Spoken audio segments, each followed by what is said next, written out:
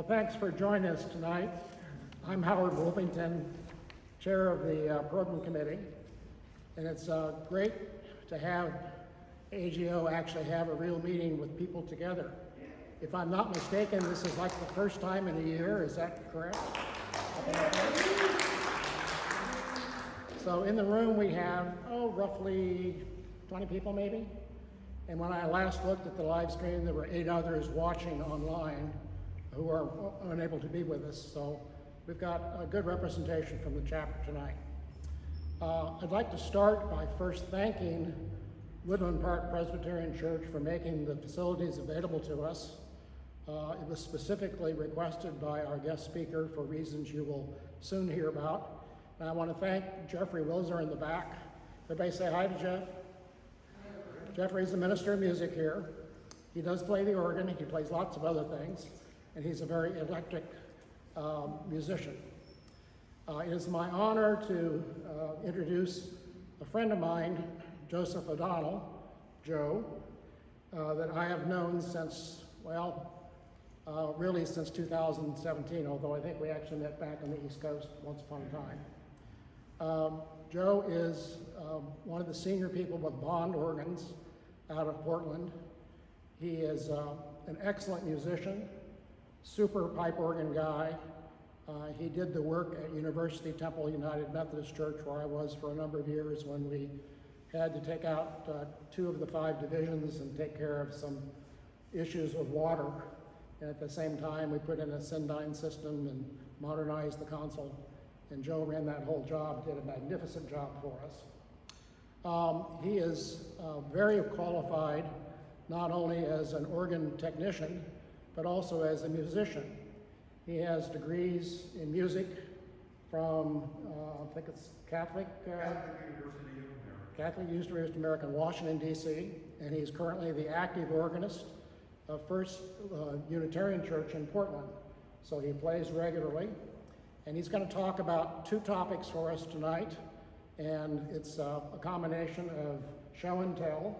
He's bought all kinds of props, and we've got some video, and I think he's going to play the organ a little bit. So with no other introduction required, thank you for joining us, Joe.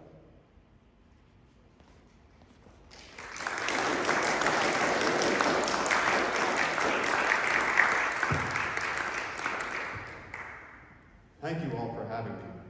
This is a real thrill, and it's a bit of a project I've been working on for quite a while, so just to be able to present it for the first time is a big event for me. I hope you won't mind if I read. I have no problem with public speaking, but I'm not really good about improvising. And anyone who's heard me play the organ can attest to that as well. When Howard asked me to speak, he offered me my choice of topics, and as long as it had something to do with organ tuning. I had spent some of my pandemic downtime teaching myself to tune the virginal at my church, with an emphasis, a curiosity driven, on Brad Lehman's speculative Bach temperament. So that's what I proposed, but I promise I'll get around to talking about organ tuning as well. If this gets too dry and your eyes start to glaze over, just raise your hand and I'll talk faster. Especially at Bond, when we rent out our portative organ, we get requests for specific temperaments. Our instrument is designed to be easily re-tempered. It's only 162 pipes, and the ones that aren't stoppered or capped are fitted with tuning sleeves. Richard's first such instrument, for whatever reason, had cone-tuned pipes, more on this later, but for obvious reasons they were eventually converted to sleeve tuning. More than one of our new full-size instruments were tuned in unequal temperament at the request of the clients, so we already had some experience figuring out how to set something other than equal. My academic interest really skyrocketed when I visited the website of a computer tuning program called Instrument Tuner. There was a button that said, "Click here for a list of our temperaments." Doing so brought up not just a list of names of temperaments, but 5 pages of detailed specification in spreadsheet form. I'm a big fan of graphs as a means of presenting information, and it struck me that a stacked column graph would be just the thing to display the relative sizes of fifths and major thirds for any given temperament. And by the way, from now on, if I say thirds, just assume I mean major thirds. The graph works well for display purposes because tempered thirds are always sharp, and tempered fifths are almost universally flat. With the spreadsheet using the appropriate formulas to work out the size of the intervals relative to pure, it was a simple matter to generate the graphs you're going to see. All of these calculations are based on sense deviation from pure. Now, talking in terms of sense is really looking through the wrong end of the telescope, because working in sense presumes equal temperament, in which the octave totals 1,200 cents, and each equally tempered semitone is 100 cents. The starting assumption is that an equal tempered fifth is 1.955 cents flat from pure, and an equal tempered third is 13.686 cents sharp of pure. And that's a considerable amount. So, I promise you this is not going to be one of those scholarly talks focusing on theory and ratios and tuning with a monochord, whatever that is. This is about the temperaments as we find them, but we do have to talk a bit about theory. To begin with, there's the Pythagorean comma. This is the discrepancy that results when you attempt to tune around the circle of fifths in pure intervals.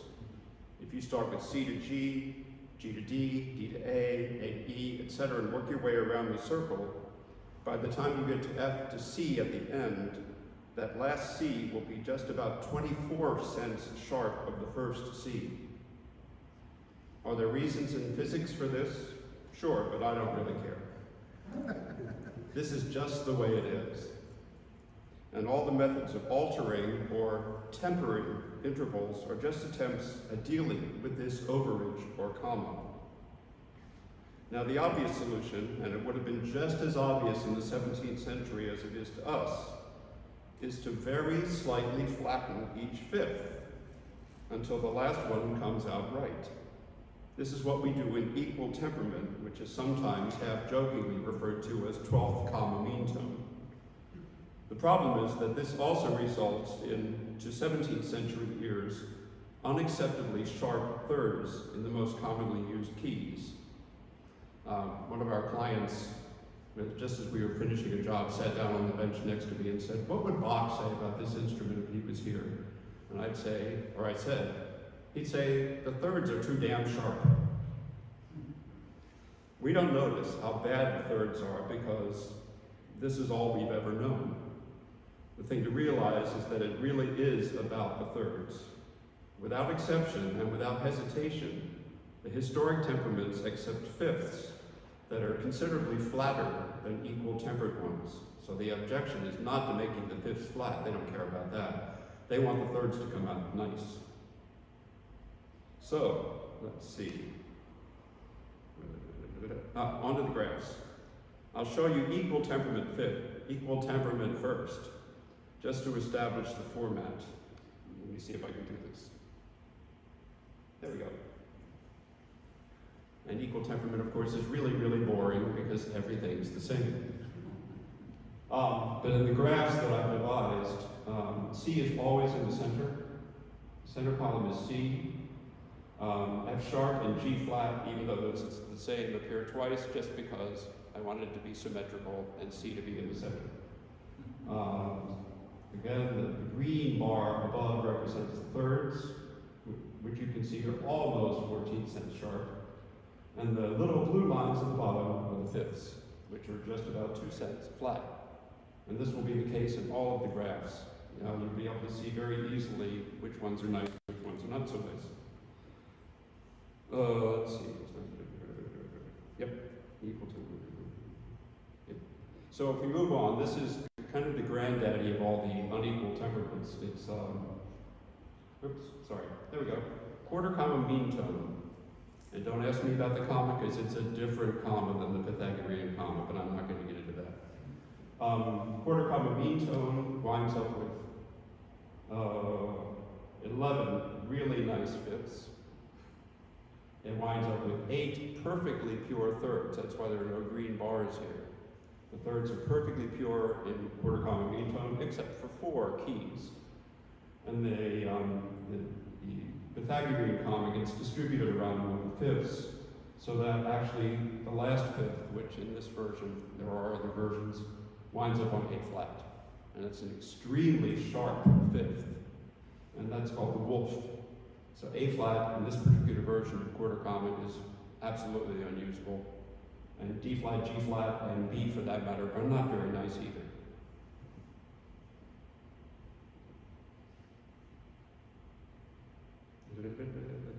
Okay, sorry.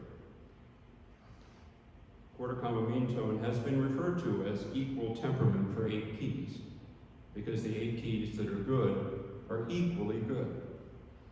Although it always reminds me of Tom Lehrer's joke in his song about new math, where he says that base 8 is just like base 10 if you're missing 2 fingers.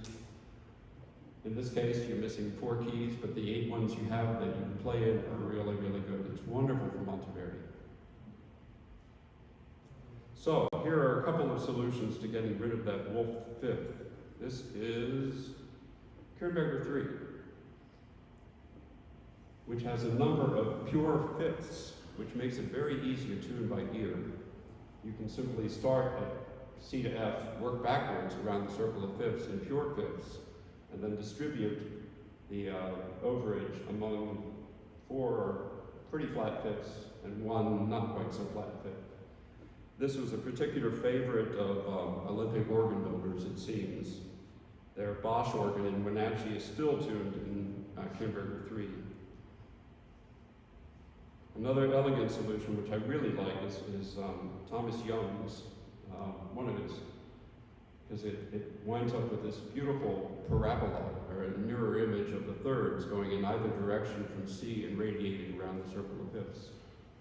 It's also fairly easy to set by ear. There's only 2 different sizes of fifths in addition to the pure ones.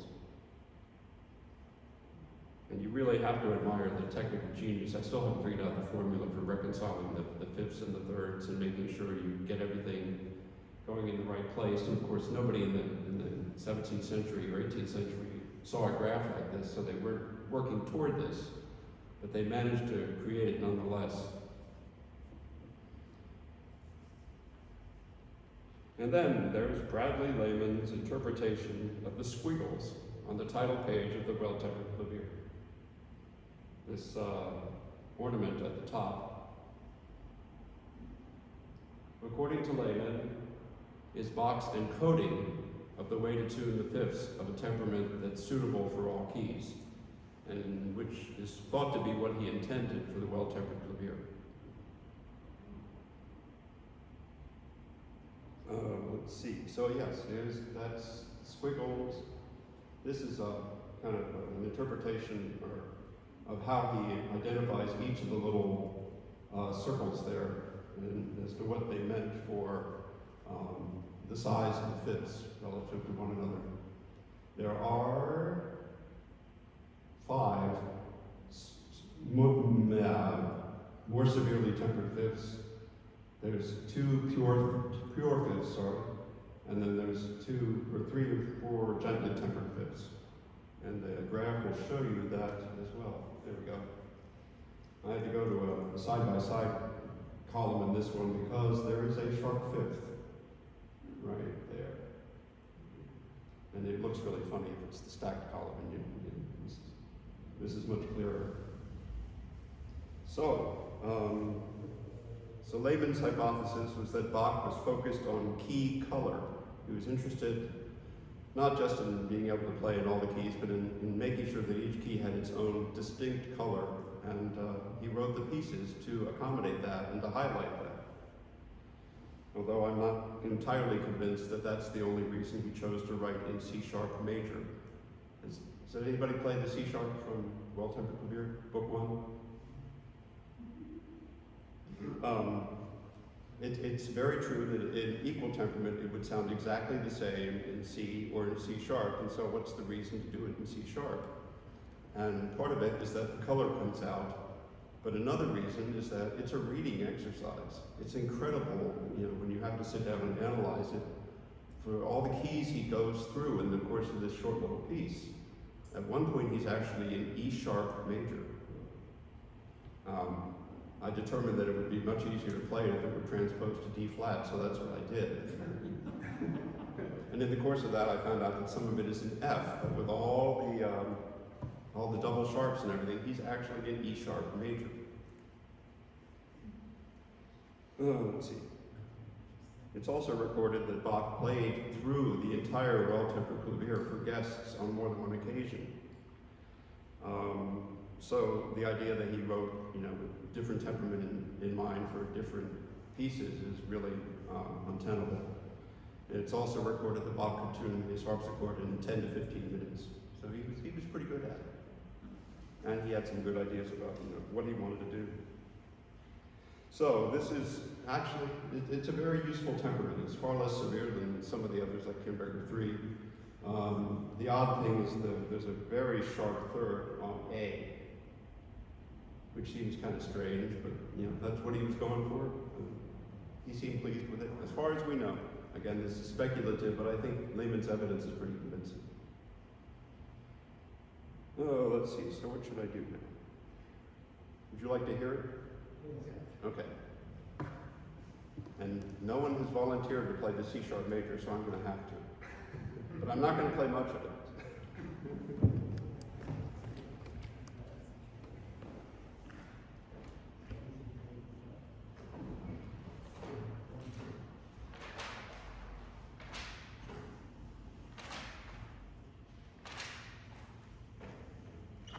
And again, did I explain this organ is tuned in the Lehmann Bach temperament?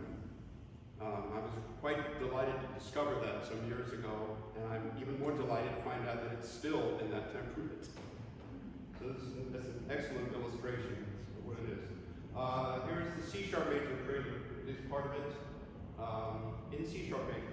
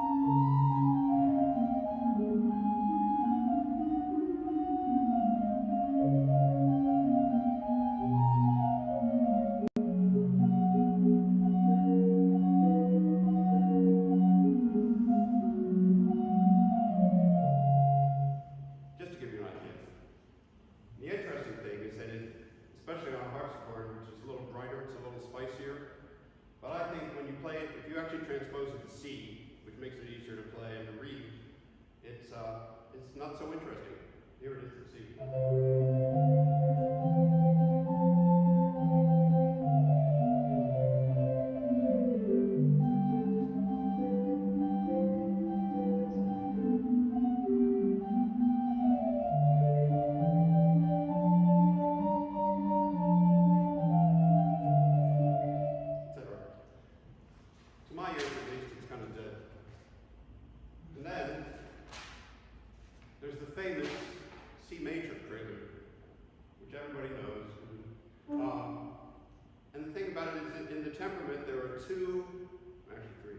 Two really good minor seconds, and those are the ones he chooses to use when he plays simultaneous minor seconds twice in this piece.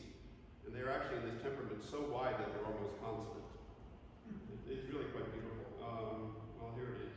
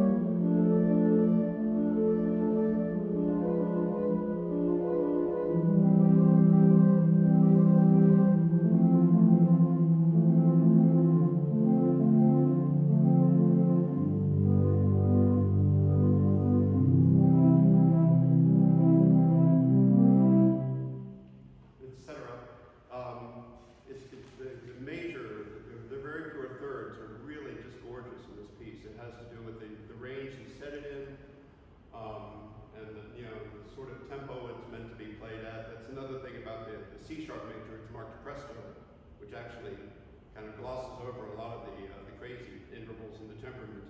But in this, he kind of dwells on it so that you get this beautiful C major chord that's constantly coming back. This wonderful, oh, by the way, if you transpose it to C sharp, here's how it sounds.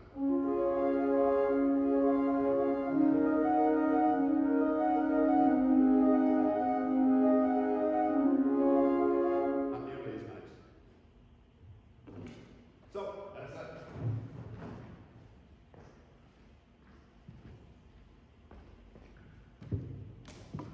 So, what does this have to do with organ tuning? Well, not much, I'm ashamed to say.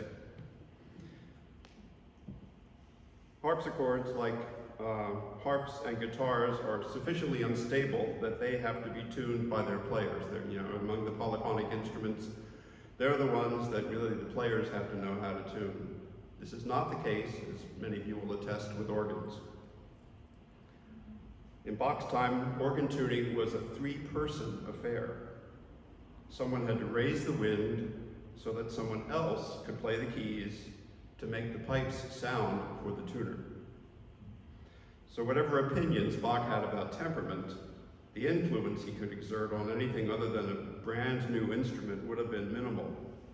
He would have been quite constrained by the organs as he found them, which helps to explain why the organ works key signatures don't stray very far from or into flats or sharps. That's not to say he doesn't modulate all over the place, he really does, but the home keys are the keys that would have been most congenial on the organs he was forced to work with. But he did, of course, push the boundaries. I got to play that crazy descending pedal passage in the G minor fantasy on the organ in Kierberger and Wenatchee, and it was very interesting. But tuning in that time was something you just didn't, go in and retemper an organ. When the multiple organs in Buxtehude's church in Lübeck had their tuning reconciled at one point, I read that it took 31.5 days just to tune the flue work. It is interesting, though, that the organ in the new church in Leipzig, which was another organ that Bach would have found when he arrived in Leipzig, had one manual stop, a Lieblich gedeckt, that is listed on the specification as well-tempered for concerted music. So unlike the rest of the organ, there was one stop that was in a more mildly unequal temperament. It probably had stoppered wood pipes. It may have been intended to be retempered, or it may just have had its own set temperament. So the idea of fitting organ pipes with tuning sleeves to vary their length is, all things considered, in the history of organs, a relatively recent innovation, probably gaining traction in America in the late 19th century. The norm had been cone tuning. See, I have a cone here.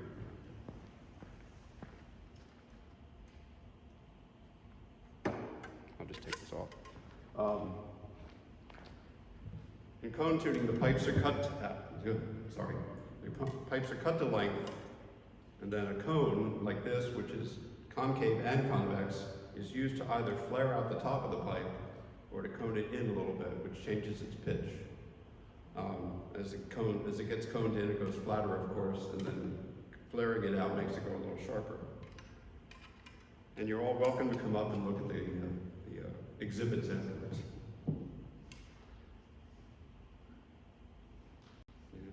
Cone-tuned pipes have a limited range of adjustment. There's only so far you can go. And they can be easily damaged even in the course of careful routine maintenance. Frequently the metal is skived or thinned out a little bit on the top to make it easier to cone. Or, more often as well, the mouth is reinforced at the sides so that the mouth doesn't collapse when the pipe is struck with the cone. This style works very well in very tight spacing, where you have room for just your tuning cone and not much else, and where sleeved pipes in the vicinity could easily be disturbed, and that's a real pain. Cone tuner, or tuners have to be very careful using the cone, of course. But it's shocking to find pipes. Sometimes you see little pipes where somebody's just taken their hand and pinched them a little bit. It's so annoying. It's just because a previous tuner wasn't properly equipped. Closed wooden pipes have stoppers, which can be moved up and down for tuning. When you're up here, if you look up in the organ there, you'll see the pedal subbase or Borden, which is rectangular wood pipes, and you can see actually the stopper handles sticking out of the top. And you can just simply move those up and down for tuning. Open wood pipes can have bendable flaps over the top, which partially shade the top of the pipe and make it go sharper or flatter. Capped metal pipes can be cut to length and tuned by bending their extra large ears, either away or toward the mouth. That actually affects the tuning as well. That's in cases where the pipes have been cut to length and the caps have been soldered on and they don't move. If not cut to length, the capped metal pipes can have canisters of the appropriate shape, which can likewise be moved for tuning. Open metal pipes may also have scrolls, whether or not the pipes are slotted at the tops, or even internal tuning slides on large pipes. Reed pipes are made for frequent tuning. The physics of their sound production differ from those of flue pipes, so they don't drift with temperature at the constant 1.6 cents per degree that flue pipes do, especially if their resonators are some fraction of the length of corresponding flue pipes. A tuning wire, oh wait, I have pictures. Why am I not showing you the pictures? There we go. Here we have an open metal pipe, totally open at the top, a stopper wood pipe, and a reed pipe. This is some details of the mouths or the sound generating parts of flue pipes, but here's the reed. So the reed pipe has a tongue which sits in front of an open metal tube called a shallot, which is open at the front and open at the top. The shallot is wedged into the boot.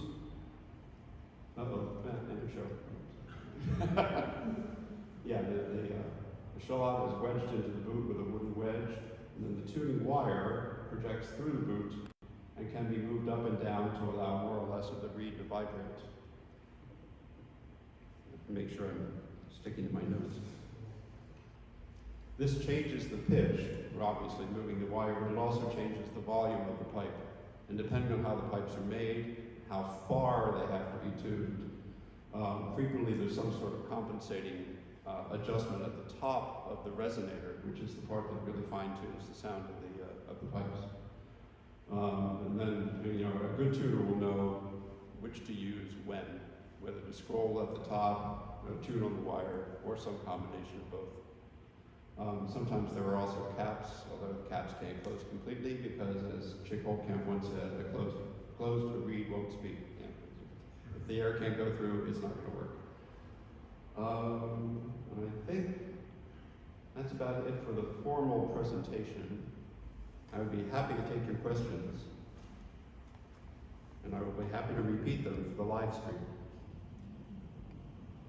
Yes, Carl?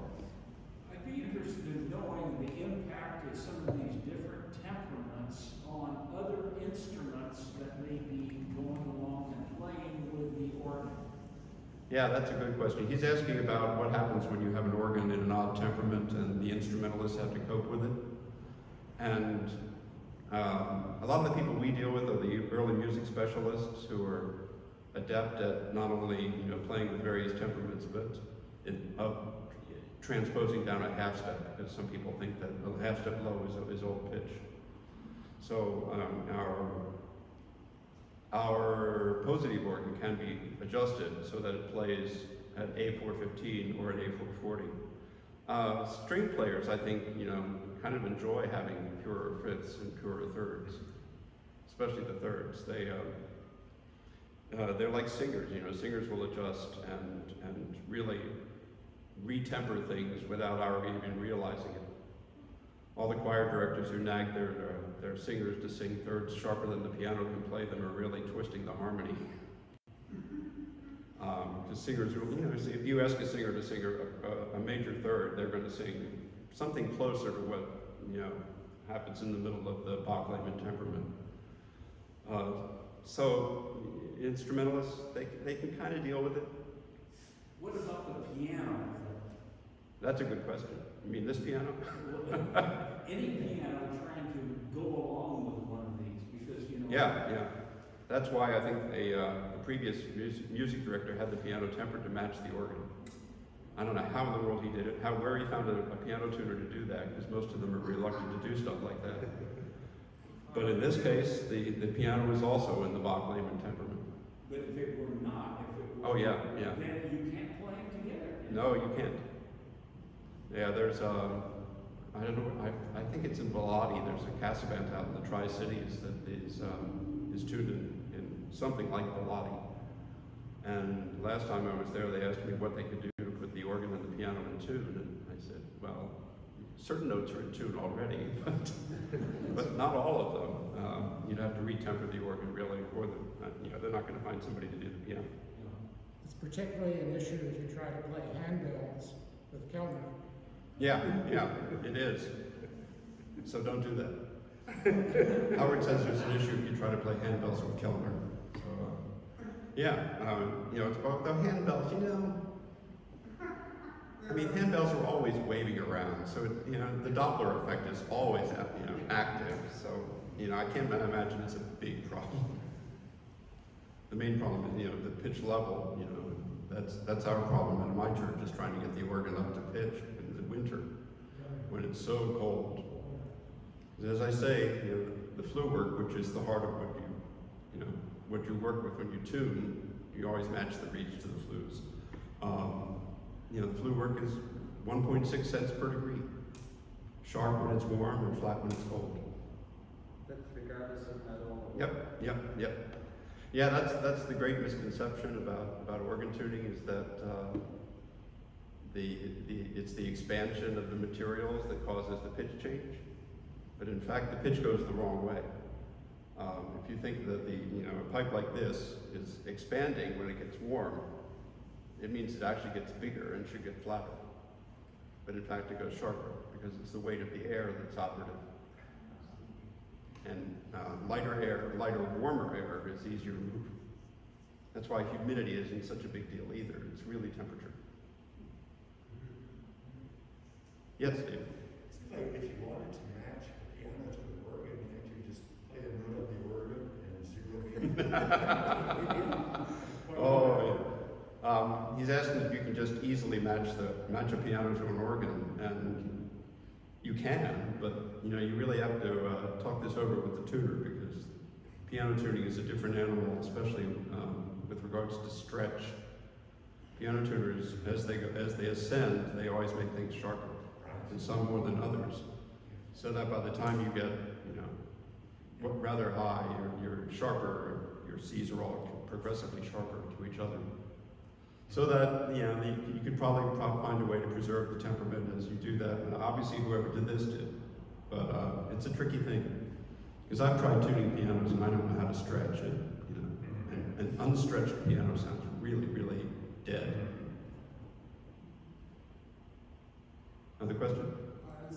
I just wanted to volunteer. One thing a lot of people, it's hard to make the customers understand, that I frequently am asked when we play the piano and the organ together in the church, tune them at the same temperature and play them at that temperature. Right. Otherwise, it ain't going to happen because they go in opposite directions. Yes, they do. The piano goes, the organ goes sharp when it's hot, the piano will go flat. Right, yeah.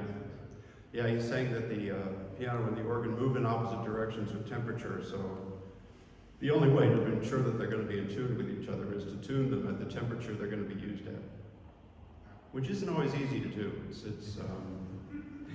It's sometimes difficult to get the room to the right temperature because the room reacts differently when it's empty and just the heater is running as to when it's full and human bodies are helping to maintain the temperature. Yeah, we've had heating systems that just wreak havoc with organs, really. The Great Division can easily go 20 cents sharp when the heating system comes on and starts blowing warm air on it.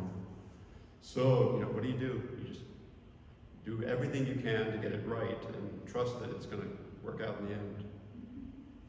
But having helpful clients who are, willing to turn the heat on in advance and all that sort of thing, and be ready for you when you arrive so you can get right to work is a really good thing.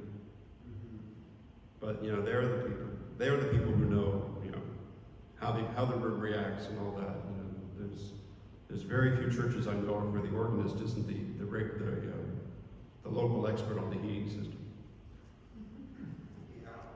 Because organists know how important it is to get the temperature right. Yeah, we do a lot of duets at my church. The pianist there is wonderful, and we love to play together. But in the winter, it's a little dicey. Yeah. Anyone else?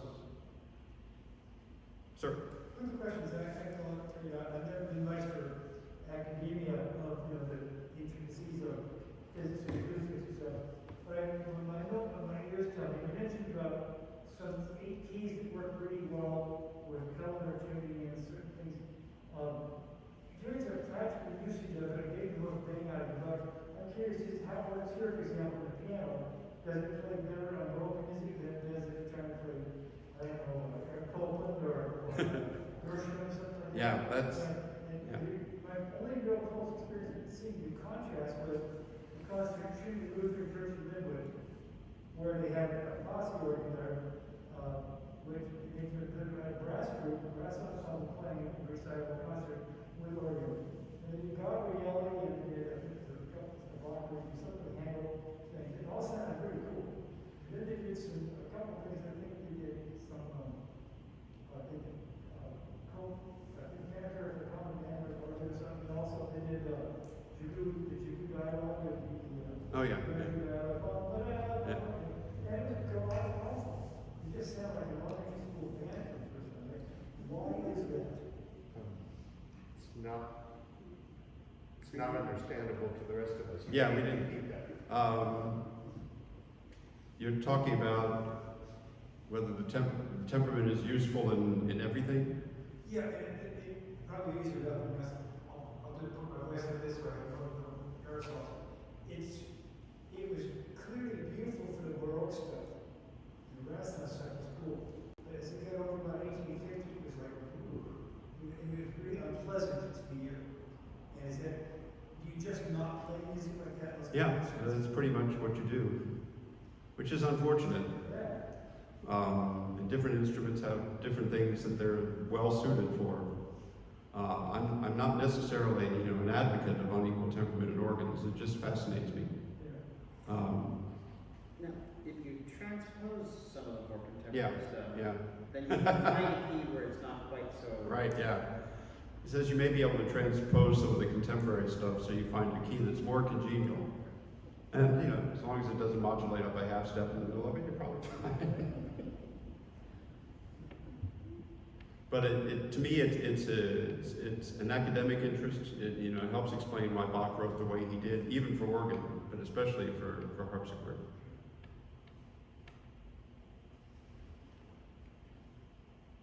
Anybody else? Okay. Well, thank Joe Oh, you're welcome. Thank you. volunteering his time tonight, and great talk. Thank you for listening.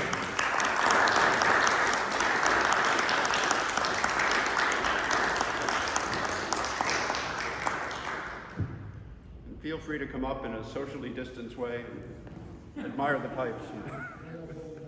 If you have any questions,